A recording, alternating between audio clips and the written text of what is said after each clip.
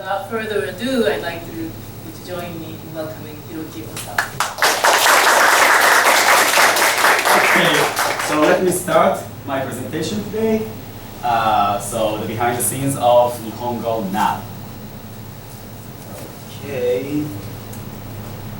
Behind that first slide, I want to see one more.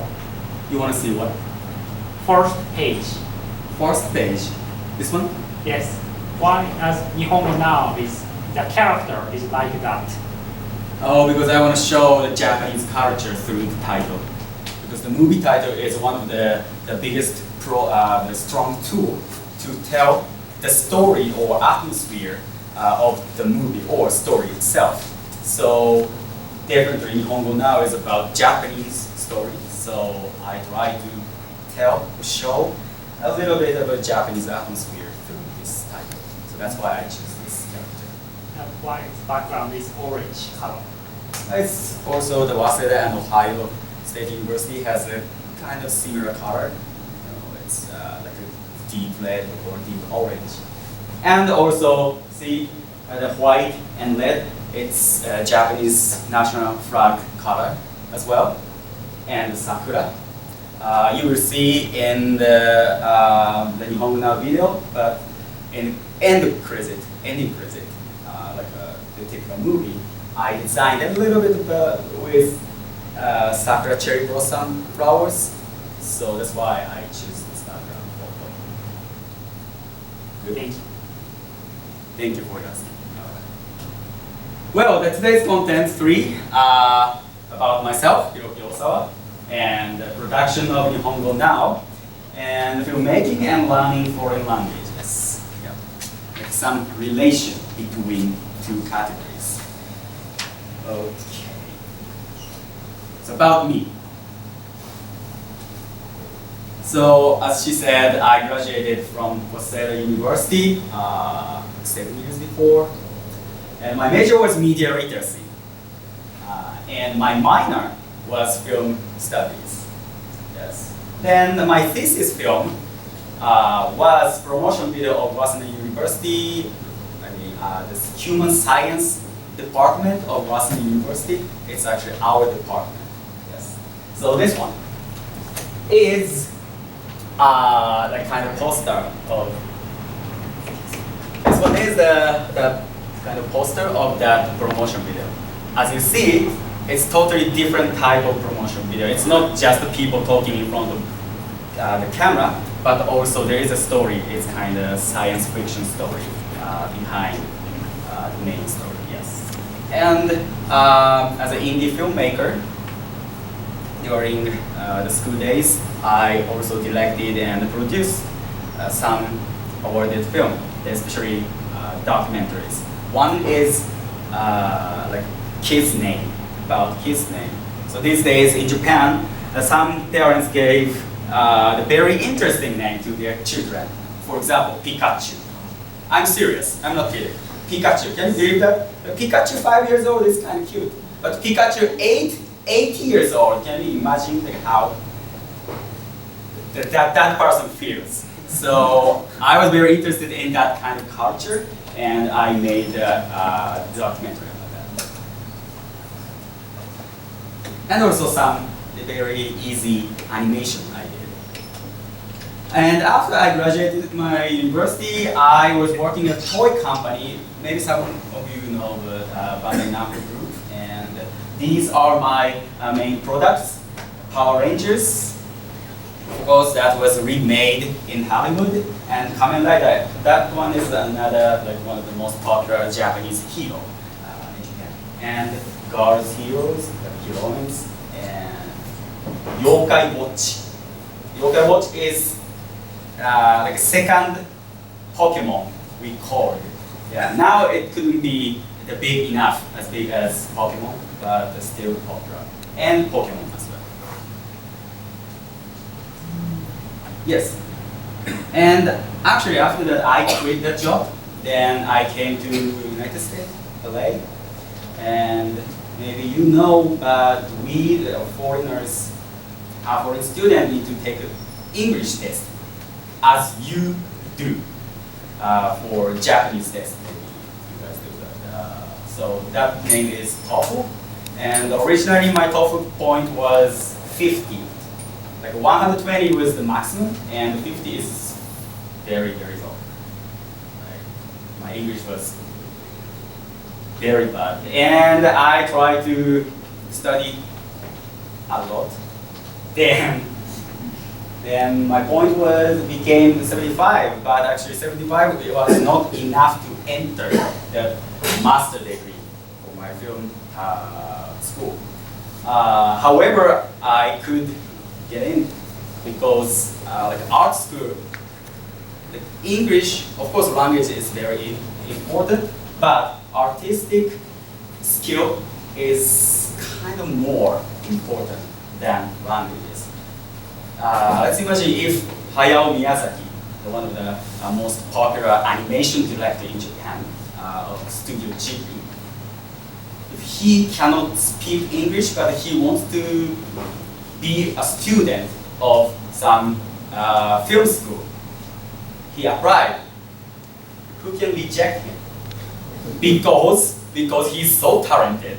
So the language is, of course, it's important, but it's second important. And the first most important thing is art. Yes. So that's why I negotiated. I really want to enter this university because then they said, okay.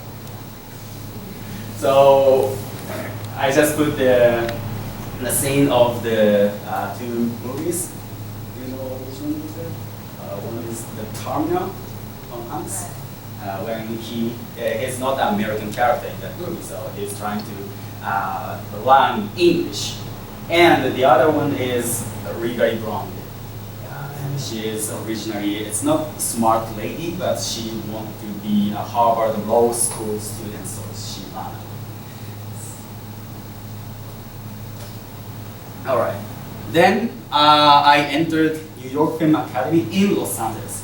I know it's kind of complicated, confusing name, right? Because New York Film Academy, people say like, oh, you're from New York, but in Los Angeles. So, of course, I'm from LA. But then my major was MFA filmmaking. Then I made these kind of more, actually more, but these kind of films. The left one is Princess Beard, about the princess who has a beard, which is coarse. Try to get that beard off with To Love Kiss. Okay. It's parody of typical Walt Disney. So, and Pandora's Box is very serious. It's a human drama who is addicted by drug.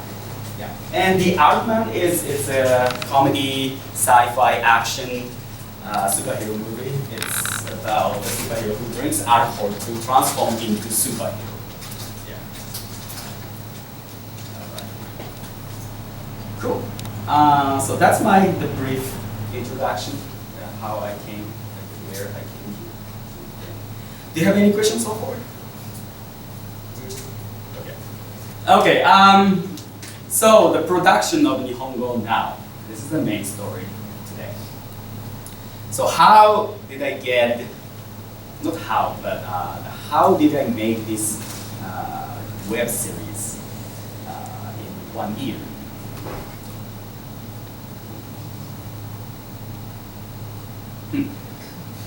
Yes, I got a phone call or email. I forgot, but anyways, I got communication with the Ohio State University, Noda sensei. Then they offered me to make this web series.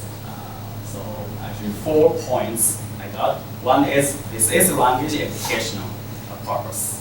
And second one is they really want to make something very real Japan, not fake. So I lived in LA, and in LA is I think the number of Japanese people is the biggest in the United States. Yes. So there are tons of, so maybe you guys heard that Little Tokyo, for example, that looks very Japanese, maybe people think. But actually for Japanese people, it's fake. Right? call it the fake Tokyo, but people say real Tokyo. So we in LA, of course, there are tons of looks like Japan area, but this one must be very real. The real Japanese actors, real Japanese locations, real Japanese director. So everything should be, no, must be real. So, okay, let's go to shoot some scene in LA, go to Japan. And also, the conversations is based on textbook. Yes. And 12 conversations were picked up from the textbook. So technically, they need 12 episodes, 12 stories. Yeah. But they shouldn't be totally different stories, but some, the main story and main character. But still, I couldn't change any dialogue. So that's kind of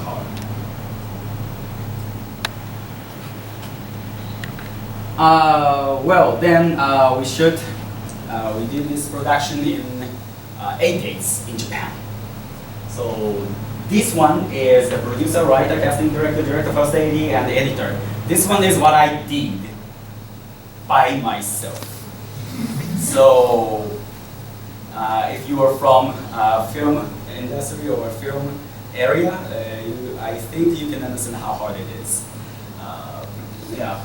So as a producer, yes, scheduling, budgeting, and location, finding location, and hiring crew. And writer, as I said, 12 episodes I need to roll. And casting director, I used 40 actors, including background. Yeah. The main character is 3 Americans, African American lady, Caucasian lady, and Chinese American guy. But of course, there are Japanese characters as well. So in total, 40 actors. And the director, as a director, I made a short list and overhead. It's like a drop run and storyboards.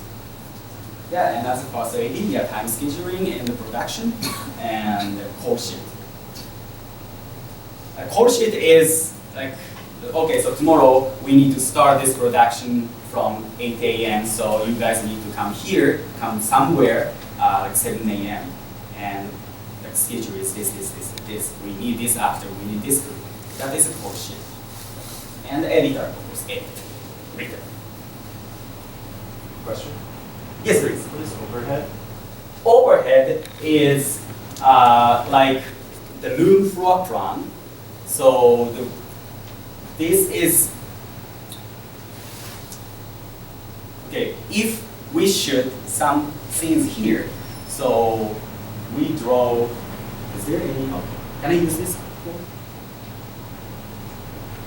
This room is blackboard here and people are here, right? And this is main actor. And main actor moves from here to here, and the camera shoot him or her from here to here. So this is floor plan. Yeah. So where is camera? Where is actor? How they move from top of the head, yeah, over the head. So that's why we call it overhead. Yeah. Yep. Okay. Any questions? All right. So, are you ready to watch entire episodes for now? Good. All right. Let's do it.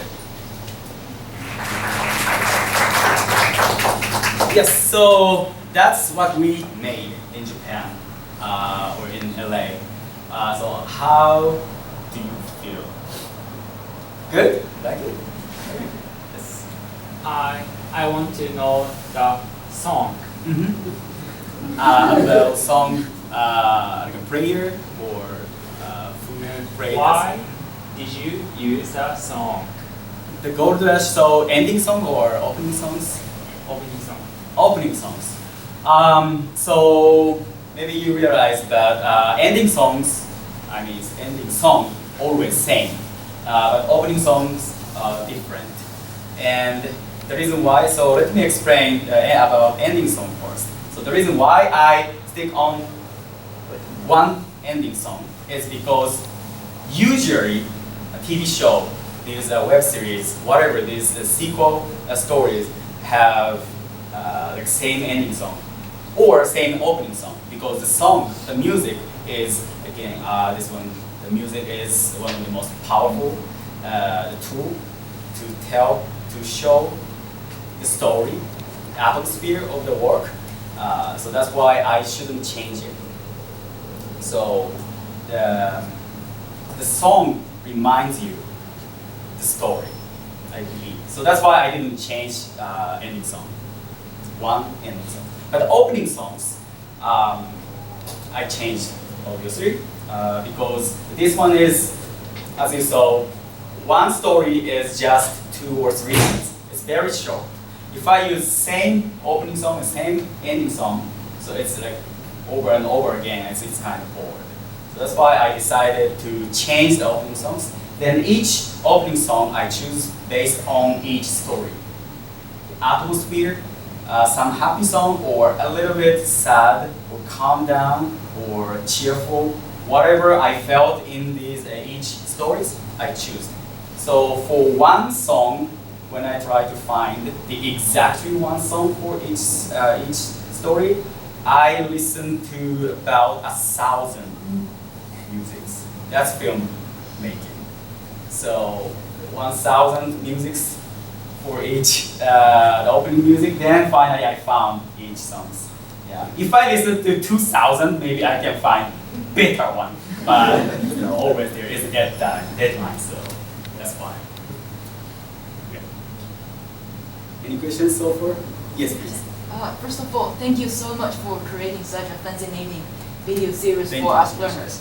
I am one of the learners who really enjoyed learning NihonGO Now. Ah, okay. Yeah.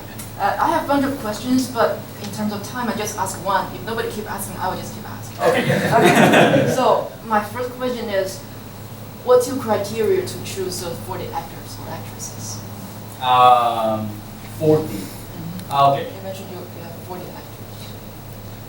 Well, so originally already the character setup is almost fixed because of the textbook. Yeah. So African American, Caucasian, and Chinese American. So I had no choice to choose the totally different ethnicity. So the 3 characters and the Japanese characters also there was some age setup or job setup or job or work setup. So for example, there is Eri Yamada, the character. She was a TA of professor, the Japanese, and she has a not conversation, but she was in the story with Brian Wan, the Chinese American guy who mimics Naruto. I actually intended to show Naruto character, Naruto enthusiastic character. And so she is the TA of the university. Can I choose some lady who looks like punk rock, the hairstyle and pierce and bracelet or whatever those attire lady? No. So depending on character, also I was a casting director, so I looked for the specific actor and actress. And backgrounds, some of them are my young students, they're senior students. That means I contact to all of my junior students, about like 70 or 80 students who I know because I'm a part of the seminar and every year. So I'm 11th kind of generation student, and they're 19th, right? Yeah, 19th. So I know from 11th to that moment, that's one year before. So 18th generation students. Each generation has about 10 students. So I contacted everyone, then about how many? Like more than 10 students came to join me as a background. So only me and him, my professor, could enjoy or understand who they are.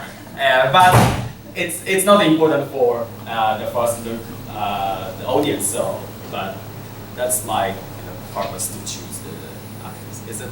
Yeah, thank you so much. So I will take time for your question later. Yeah. So let me move on to the next section. Thank you very much for asking. Well, so yeah. In terms of that 12 episodes, I want to talk about filmmaking and learning foreign languages, like relationship or the similarity between them. Well, what do you think of these two images with same dialogue? Any difference? If you find some, why? So obviously this is from Godfather, part 1, Godfather, part 2, Michael Corleone. He is the son of the Godfather, and in the second part, he became a Godfather. So this one is young Michael, and that one is old Michael. But actor is same, character is same, just different is different. The age is different, and dialogue is same. But do you feel any difference or the same? Different? I hope so. Yes. So why? Just in the first scene, it seems a lot more relaxed and kind of more of a happy, cheery scenario. Whereas the second one looks like he's about to complete a hit on someone. Yeah, that's true. Yes. So maybe some of you already know. Oh, yes, please. Sorry. Some of you already know the story, so that's why you can understand the difference. But I think even if you don't know the story, but just looking at these two images, you feel something different. I'm Michael. Maybe, yeah, he's in love, right, with her. And if I say, hey, what's your name? I'm Michael. Very peaceful. Hey, what's your name? I'm Michael. Maybe he will shoot me. So that's atmosphere, what he wears, or also color tone, or how he behave or speak. It's, even if there is only same dialogue, what he or she says, but how we feel is different. Yes. So why we felt the difference between them? I think because of the story. We saw the story behind that image, behind that character. So what is the story? So this is a filmmaking talk, actually. But what is a story? By the way, how many people from film studies or like film area? Anyone? He is the professor. Okay, only one. So the others are Japanese area, like not only Japanese but language area. Okay, so let me explain about filmmaking. So the story, whenever we pitch the do the presentation to the producer or studio, the movie idea, we write the one sentence or maximum is 2 sentences logline, like summary. So of course the producers, for example, like Steven Spielberg, he's very busy guy, of course. So if I bring the 120 pages script and hey, this is my story, please read it. Who cares? No one reads that. So we have to tell as soon as possible, as quick as possible, what is the story about. Yes. Then if grab his or her attention, we can explain more. So the story, whenever we like the story, logline, 3 points, the very important 3 points we have. One is who is the protagonist? Who we need to follow the story with. That's the protagonist. And objective, the character's basically protagonist objective, what he wants or what we needs. Want and need is different, but I can tell you if you are interested in him later. And obstacle. So what is blocking the character? So these 3 points makes the story. So let's see the example, Terminator. I hope everyone knows the Terminator. This is one of my favorite movies. But what is the story about this movie, Terminator? A lot of people say the Terminator is about the killing machine, the chasing the Sarah Connor, the young lady, to kill the lady because in the future his son built up the army kind of against machine army. So it's a war between machine and the human leader is that lady, the girl's son. So the machine decided to send that killing machine to the past era before that leader was born, then try to kill his mother. Then he will never be born, right? So a lot of people said, oh, this is the killing machine story. Yeah, it's one perspective, but actually the story is not about the machine. So who is the protagonist? This is just my opinion. Everyone can have a different opinion, of course. But in my opinion, protagonist is Sarah Connor, the lady, the young lady who has no dream, just working in the cafe and play around with her roommate, yeah, and has no boyfriend, but her roommate has boyfriend, and she has nothing, just the pet of the iguana. I think she has the iguana pet, but that's it. That's the protagonist. And what's the objective? What she wants is, of course, because of this machine, she wants to survive. But what she really wants is she wants to find the way to survive in her life itself. So in her life, in the first scene or first word, we call it ordinary world. She has nothing. But suddenly, we call it inciting incident, but suddenly she needs to face her destiny or her future. So that's actually kind of obstacle as well, but objective is she wants to find her way, like she wants to find herself. That's self-achievement story, I think. And the obstacle is her own future. She never ever, like as a young lady, she never ever faced to her future directly, like face to face. But she needs to do that. She has to do that. Then everyone has the fear or are kind of afraid of your future, right? Maybe I will lose my job, or after I graduate, where can I find a job, or how can I survive? How can I get money? So this future is, so that's her own future, is her obstacle. So that's what my understanding of the Terminator. So the theme is self-achievement. If you disagree, please let me know later. I love to discuss. So here is where we can find stories. In the movie, of course, as I said, as Terminator, it's a story. But movie is the sequel of scenes, right? Quentin Tarantino says he just directed a movie, like short movies, and combined them together as a feature length. That's it. He never went to any the film school. He just did a part-time job in the rental video shop and watched all videos. Then he just picked idea from his memory. Oh, for this scene, I can choose that scene and make a short film, kind of. Then put them together. That's it. That's what he said.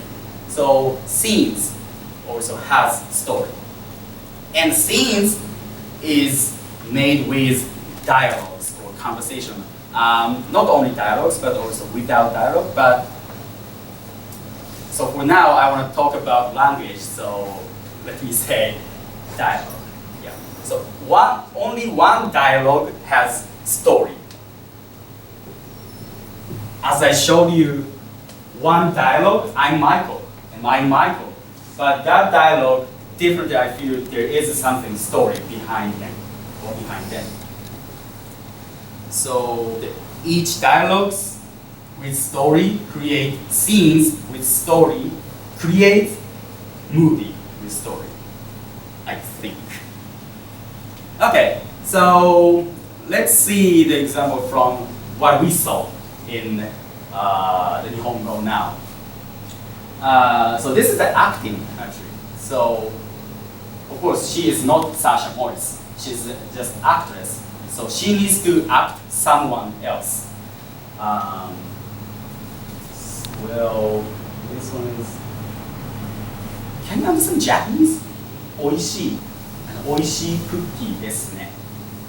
That's what she says in the story, excuse me. But so oishii is it's delicious.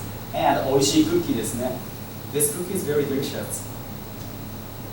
Yeah, pretty much that's it. But where she looks at is different, right? So I think that is acting. So actually I directed her acting on set. So the reason why she needs to look at the cookie when she says oishii, that's delicious. And when she says, it's actually a really good cookie, she looks at him. So I intended to move her head from that side to this side. And that's the acting direction. And that tells part of the story, I think. So here, why she looks at this cookie? Because oishii, it's delicious. She's talking to the cookie, right? Oh, you are very delicious, tasty, yummy. So that's the kind of the story in that moment. The story is just happening between she and the cookie. It doesn't matter. He's just sitting in front of her, that's it. But the story is happening between them, Cookie and the lady, Sasha Morris. And after that, yeah, it's very good cookie. That dialogue is to him, Kanda-san, this guy.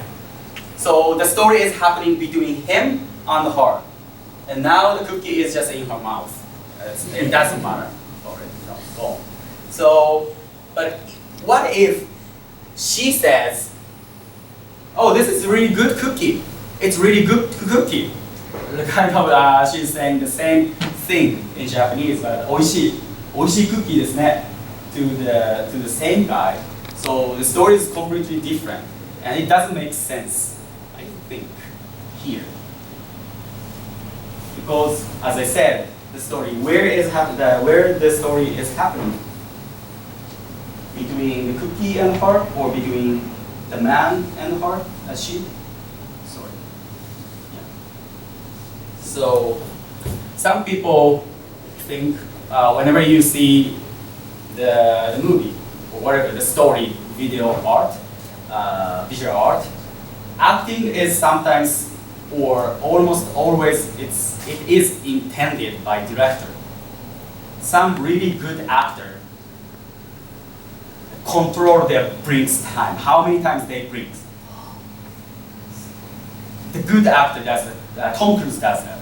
Yeah, because of the story in the scene. If he is a little bit nervous, brings how many times? It's more than usual. He does that. Or the director tells actors, okay, so this scene is very serious. Maybe the 1 second later, he or she will kill you in the story. So what will you do? That this character will do is, if you blink once, maybe that's the moment he can kill you. So you shouldn't, as a character, you shouldn't blink, because if you blink, you will be dead. So that's the story, and the actor act in that way. So let's say, hi, thank you for coming. My name is Hiroki Ohsawa, and thank you for coming. I'm Hiroki Ohsawa. That's totally different. Character is different, the story is different. You can feel why this guy in front of us is acting like that. Maybe he has a bad food before that, or the bad relationship or with the professor, whatever the bad thing. But if I'm very cheerful, like, hey everyone, thank you for coming, so obviously I'm very happy, maybe using a drug. So, California, now it's legal, so yeah. I don't use that, but see, so you can feel the different stories. So that's what I'm talking about. The acting and story is very important, relating each other, and that is also learning foreign languages, I believe. Because if you just say, hi, my name is Hiroki Ohsawa, everyone can say that. But as I showed you, gesture makes the character more deeper, or put the story, show you the story behind that person, behind that dialogue. So when you learn the language, I think people do the same thing as I do as a director. So I direct acting. Okay, so this scene is very serious or happy. This character is blah blah blah blah blah, and the dialogue is the reason why he or she says this dialogue is this. So the same thing is happening when actually I learned English as a foreign student in the United States. Yeah. So I watched a lot of movies, and I felt, because I love the movie, so you don't need to use the movie, but I use the movie. By the way, my favorite movie to learn English was Wreck-It Ralph. The Walt Disney. I prefer handwriting anime, but in the 3D CGI Walt Disney anime, I love Wreck-It Ralph, and I love Vanellope. Anyway, that's my favorite character. So, yeah. Then you can feel the character's emotion and mimic it, and pretend you are that character, and angry or sad, and say that dialogue with that emotion. Then finally you can understand that dialogue or languages or even culture in your mind, I think. Thank you. Thank you. So if you have any questions, please let me know. Did you intend on continuing the NihonGO series, or is that just kind of 20 episodes? I hope so. Yeah, but it's a big project, and I cannot decide by myself. But I hope, yeah. Maybe I should have brought a box for the That's right. Yeah, I should do some. Oh, why didn't I wear the hat? Put the hat here and donation here, please. Then. Cool. Thank you very much. So I donate by myself. Of course. Just beginning, but thank you. Okay, just in case I keep this. Any questions? Yes. I just have a comment. I just started learning Japanese this semester, Mm-hmm. and so I've just begun the text using NihonGO Now, and seeing these videos was very cool because I'm not very far in the text. I'm only in the first 3 lessons, really, and so to see even the first episode bring to life these characters and put them in a context that is very clear and very vivid from my perspective was very cool because I've seen these characters on paper introduce themselves. Oh, okay. So you already read the textbook. Yes, I've read, but just the very beginning. So I can't say anything. but to see them then come to life, it has now given me this image of what could happen, and that's very cool to see. Okay. So Thank you very much. Thank you for giving me that image.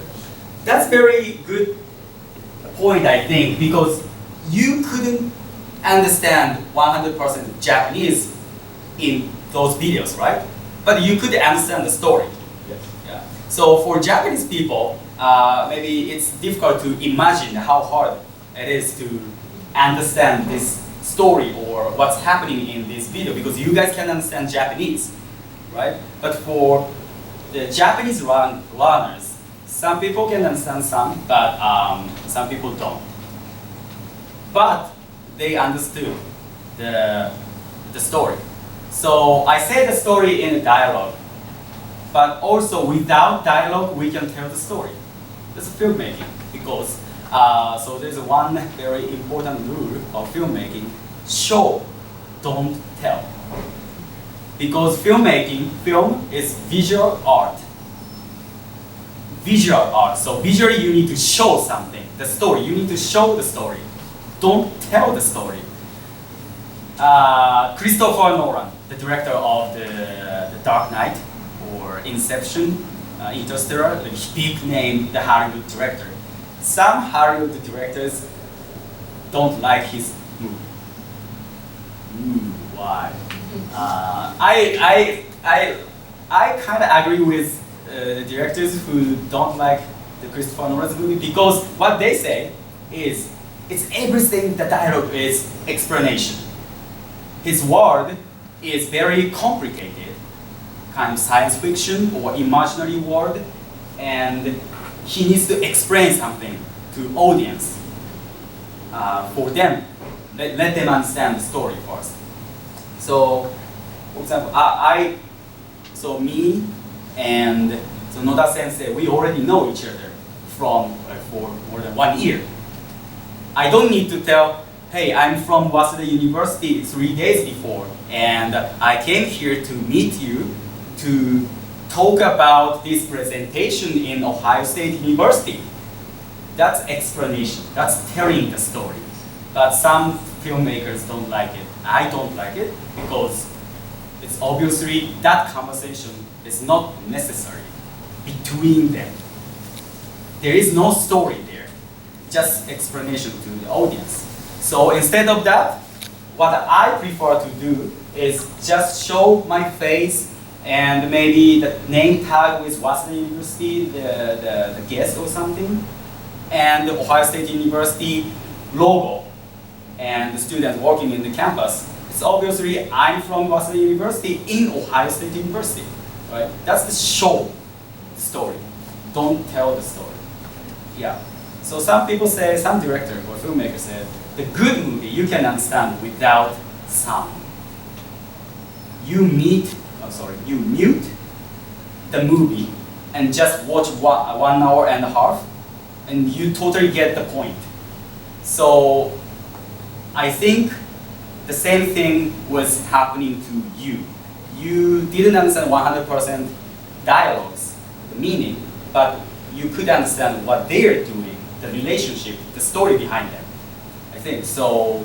I'm very glad to hear that. Thank you very much. And any question?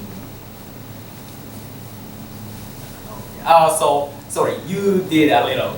So please. I have a question.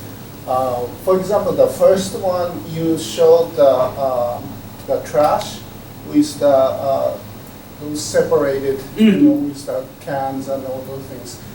Those kind of the details, did you talk to Noda Sensei, or those are the part of the scenery settings given in the textbook? We intended to put those can and bottles trash box, yeah, intentionally. So we talked, and actually originally there were some trash boxes to separate the materials, but we thought, oh, maybe we can use that because that's part of the Japanese culture, to separate the pet like plastic or the glass, the paper. So we did that, and we put can and bottle or plastic. So that's show. I show the story. If I don't show, just tell the story, that Sasha Morris just said, oh, I have a plastic. I need to put it in this trash can. Stupid. It's unnatural. I don't want to see that, so I just show the story. That's the answer. Before that, did you? Next. Thank you very much for the presentation and making the film so the students learn Japanese. I noticed that there were like little items like keychain. Good point. Yes. A lot. Like what kind of role do they play in the film? Why? All right. That's actually one of the most the thing which I want you to realize, but I didn't show at all. So the keychain shows the relationship, the story relationship between that Japanese guy in Creighton University and Sasha Morris, the African American lady, and Amy Johnson, Caucasian girl, in Creighton University. So I didn't show two keychains. Actually, they have the same keychain, but I didn't show those two same keychains in one scene, except in the end of the scene, this series, so episode 12. So first, the Japanese guy has a daruma. You know daruma? It's like a lead square stuff, like fortune stuff. And Sasha Morris has that, but I didn't show it clearly. But when Sasha Morris's boss tells her, like, okay, so actually she says, so was that hard? Your job was hard the last time? And she said, yeah, and I couldn't do my best, so next time I try to do my best. And she said, okay, yeah, no worries, but next time please try. And she touches her keychain. That keychain is exactly same as that Japanese guy has. But I didn't show those two keychains in one frame because it's impossible because they're in Japan and America. But I hope some audience feels something with them.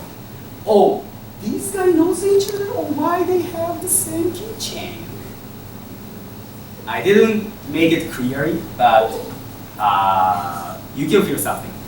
Then, in the end, episode 12, the Japanese guy, has the different keychain.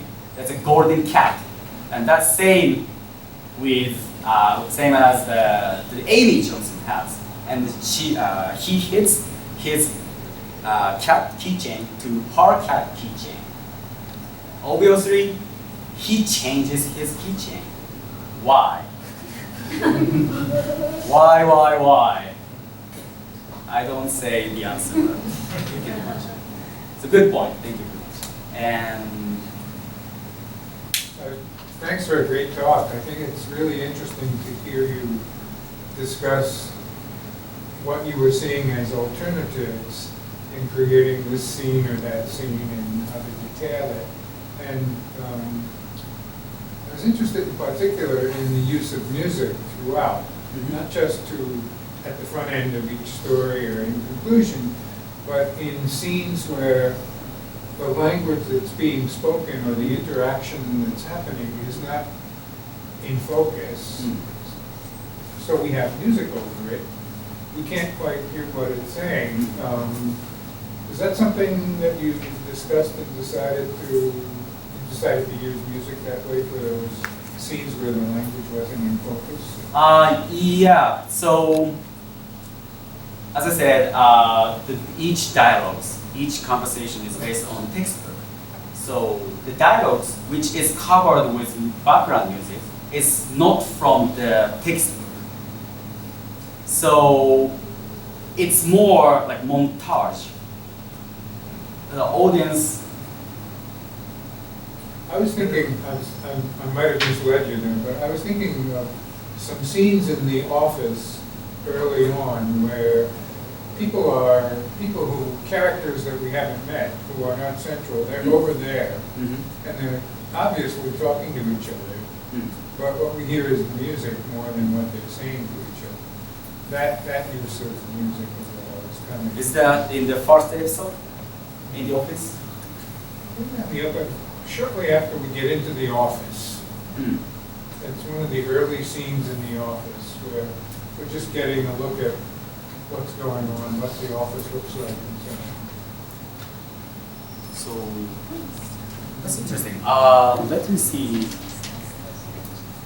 Just maybe it's a way of contextualizing what comes next in a very natural way. But what do you mean is you want to hear more the detail of their dialogue? Yeah, like Here.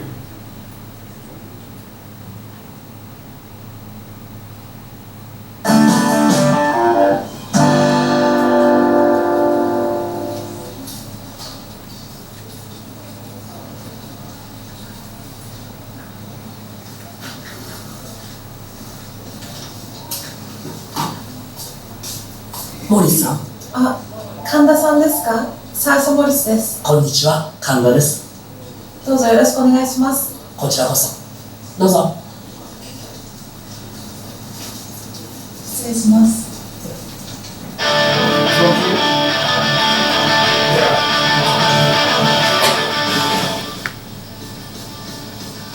yeah, for example, Mhm. right there. I thought that was good.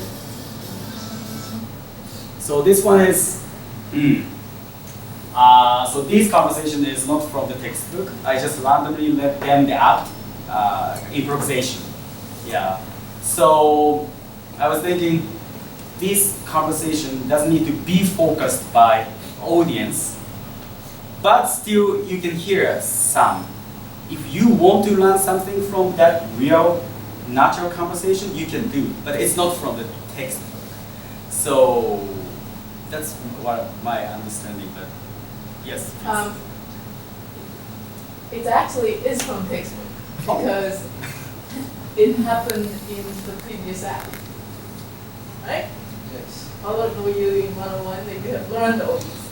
So you hear them, you recognize them, but they're not in the focus of this episode.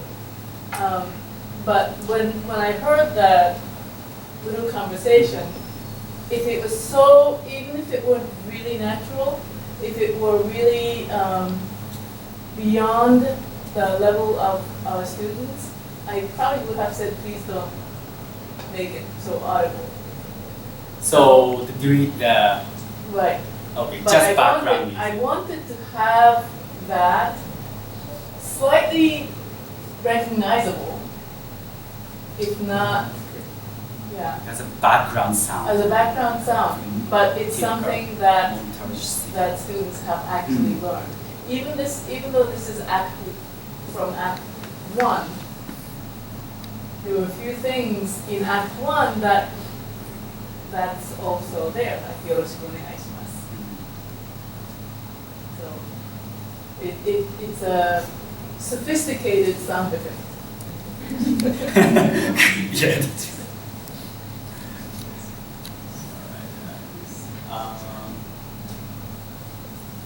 Yes, please. Someone else. Okay. Hi, me? Okay. Yes, please. Well, first of all, thank you very much for working with my students, my former students. He flies a lot. Let me ask you some conceptual kind of question.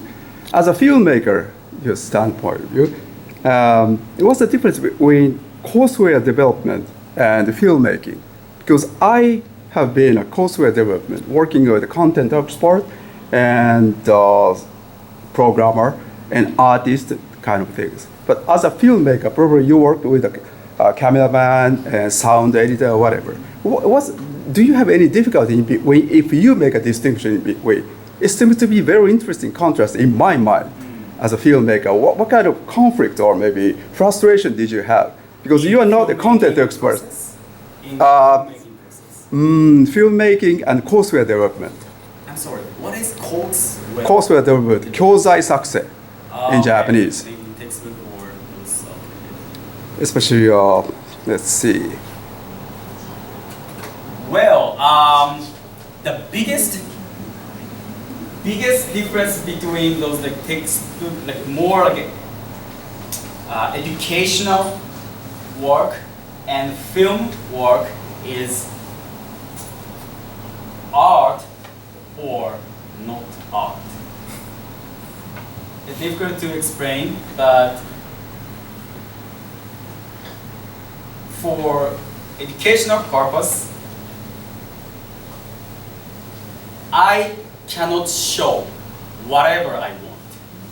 As an artist, the filmmaking artist I can show whatever I want, even naked woman. But for educational purpose, I cannot. And also, filmmaking is, again, it's art, so it's the personal voice, the director's voice. Then we can talk about religion, ethnicity, or this war, or maybe dirty history, or whatever we don't want to touch, for example. We can talk about that in filmmaking, but educational purpose work, it's different, I think. And of course, educational purpose work has a client, like Noda Sensei or Waseda University. And artwork, of course, has the client, like studio, but basically they let director do whatever he wants. You wouldn't give any kind of freedom to cameraman or editor, sound editor. You always take the position of a boss, God, or something like that, or you give some kind of, or even a little bit of freedom to cameraman or. Yes, I really love to discuss with my crew and also actors. So I'm a director who decide each camera lenses, for example, and camera angle. Sometimes it's a DP. A DP is a director of photography. It's a cameraman who operate or who decide the camera setup. But I'm a director who wants to decide camera lenses or the size of the image or angle personally. But I don't want to force my DP to do that. I always want to discuss, okay, so this is my image, because DP is director's eye. DP's job is not making his vision. Making director's vision is DP's job. So if he wants to make his own vision, just do direct by yourself. But you're a DP and I'm a director.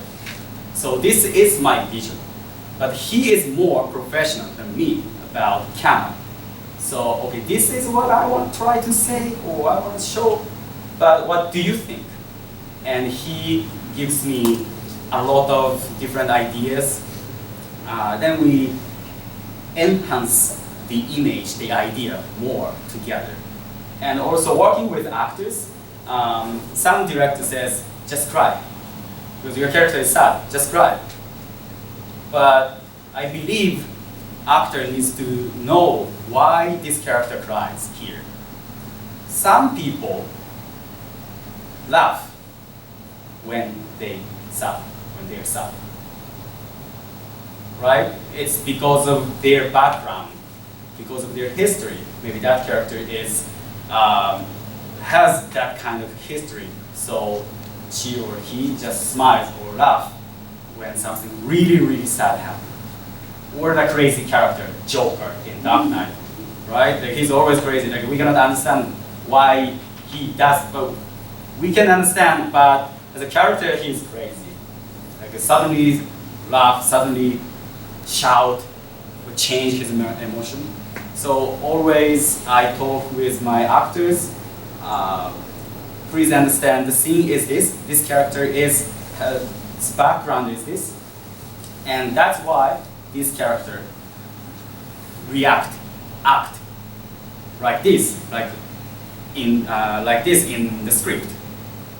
And basically, I give my actors at least 1-page summary of background of each characters. So the movie is just we trim their life, the part of their life. We cannot explain, we cannot show entire life from she was born and dead. No, we cannot do it. No, I think that what you are saying is a very interesting point because the film logic and media literacy is different from language literacy or language logic. And you've been having a kind of a conflict in between. language-wise, it cannot be logical in terms of your film logic, right? That's the thing I was curious about, but I don't want to scratch too much. But Yeah, that's of course. That's thank you. Very interesting. One more question. Oh, One more question. Time for one more. do you have a question? I have many kind of detailed question, but the time is not free. So you can ask me in the hotel room. Okay. We live in the same room, so we have overtime. Any question? I don't know if this is a question, but I'm putting myself in the position of a learner. I really think there's so much going on in each one of these, kind of slice of life. As someone mentioned, putting your recyclable in the right trash bin, for instance, or just the kind of behavioral culture really brings the language to life. This is such a valuable learning. Thank you very much. Thank you. So just before that, a pretty famous philosopher said something like, every sentence, every spoken piece of language assumes a world, a story, like you said. I really like the use of the notion of story and relating, putting language in a story. Maybe you've got me. Okay, so last question is okay. Alright, so we're currently, I'm level 4, and we're currently using the 1980s textbook. So I'm curious why you included the Naruto runs, and that might be not popular a decade from now, we're still using the same textbook and movie. Oh,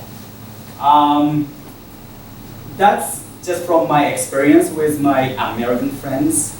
So I asked them, like, what anime do you know? Not do you like? And the most American people said Naruto. That's what they know. So I didn't say anything about Naruto, because if I say this is Naruto, I don't have copyright, so I can't use it. The color and running way is obviously Naruto, and that character is from the United States, and he is kind of like anime fan guy with that attitude. So that's why, which character should I use? And it's obviously easy to understand. Oh, this guy mimic anime character, and that anime character probably most American people knows. Even they don't know, they don't like. It's not their favorite anime, but they know. From my experience with the Californians, I'm sorry, I don't know the East Coast. That's the reason why I chose it. Thank you very much.